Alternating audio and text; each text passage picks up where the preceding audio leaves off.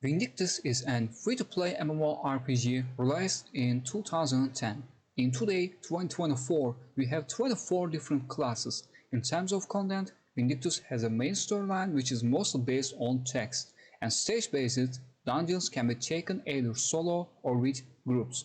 And raid bosses you can take on with party size of 8. Current endgame level cap is 115. Personally, I played the game back in 2010 and it wasn't good enough to stick to it.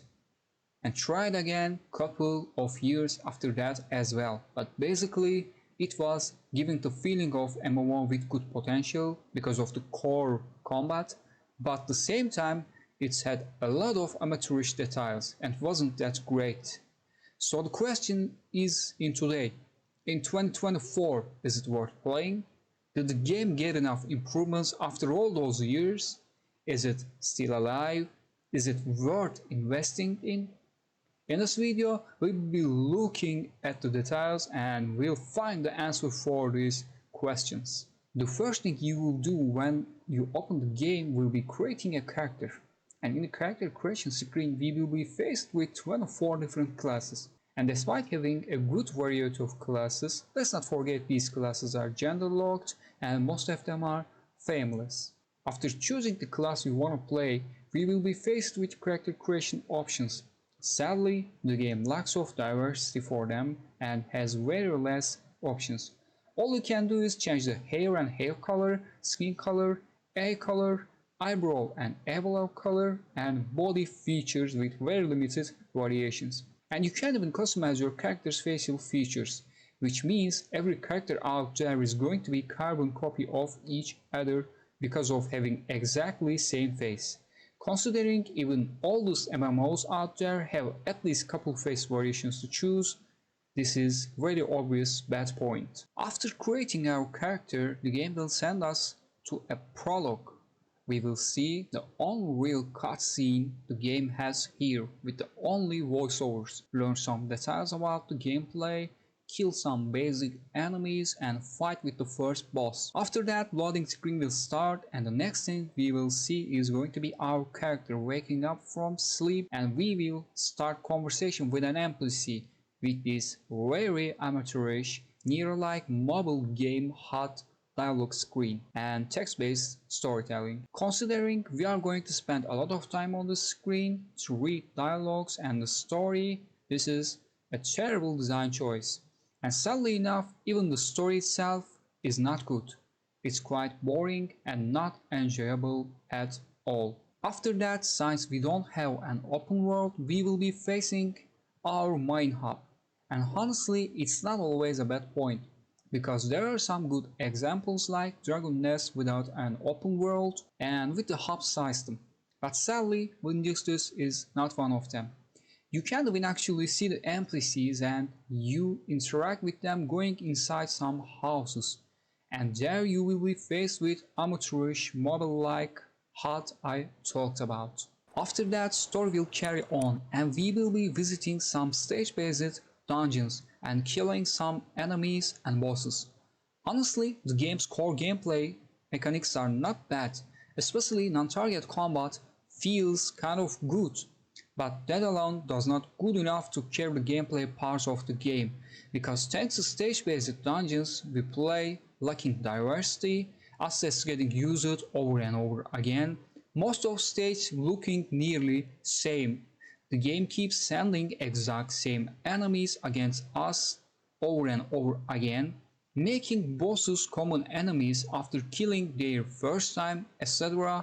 makes the combat quite boring and repetitive. And like all of these are not good enough, sadly our enemy designs are not unique nor well made, nor do we have enough combos or skills to make the combat a little bit more fun. Weirdly, this game has very bad variety of active skills. Even after playing for hours, you will only have 1 or 2 active skills with very long cooldown. And because of that, you will have to use exact same combos over and over again while fighting the enemies. And that is another very bad design choice. Then let's talk about sounds and music.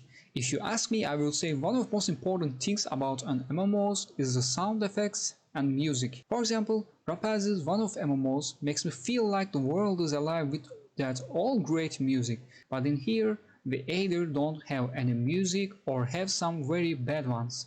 And sound effects are even worse. Another problem is optimization of the game. It doesn't matter if you are on the lowest or highest settings.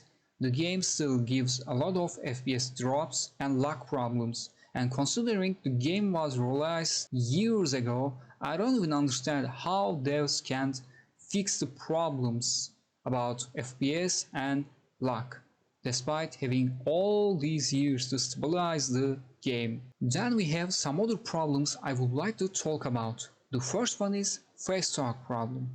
In Vindictus, most of textures like armors, hairs, weapons, even objects, etc. face through each other. And this does not happen only while you are playing. Even cutscenes have pass-through problems with objects, and it just looks very bad. Secondly, we have problems with half-assed boss cutscenes with half of the HUD still visible, like our skill bar, etc. And I really don't understand why and how they can do this amateurish job with them. And then we have some more little problems making no sense about the game again.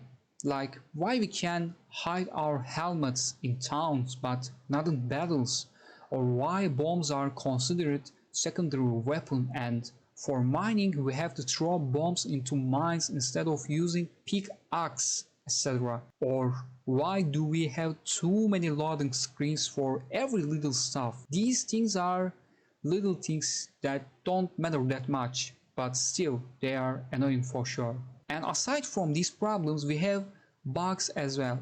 Like if you wait too long at the character creation screen, server will disconnect you and then send your character a weird hub that shouldn't even exist, with some characters staying there like robots, which is very weird. Of course, I faced some other bugs as well, but this one was the weirdest and worth to mention. Alright, let's make a review on the things we talk about. First, let's talk about pros. Core combat mechanics are good. We have good class variety with 24 different classes. Family character models looks good. If you're interested in fashion in MMOs, the game has tons of viable clothes, costumes, etc. you can buy with real money. And for the cons, it's region locked, so depending on your location you might need to use a VPN. It lacks diversity. Copy-paste level designs, the same enemies getting sent over and over again, overused enemy designs, bosses becoming enemies, etc. Classes are gender-locked, and despite having 24 different classes, more than half of them are families. There is no open world. There are still some bugs. It's not well optimized and has some FPS drop and lag problems. The story is boring and storytelling is not good either. The music and sound effects are not well made. Loading screens happens too frequently. The character creation screen doesn't have any variety at all. The game is not fully alive. There are only a couple of people around. The game is pay to win, and especially the existence of VIP and VVIP features and mechanics like fatigue is nonsense as fuck. Overall, even after all those years, the game doesn't feel like improved enough, aside from adding new classes and sexualizing the family character models. All other stuff still feels quite amateurish and not worth playing on today.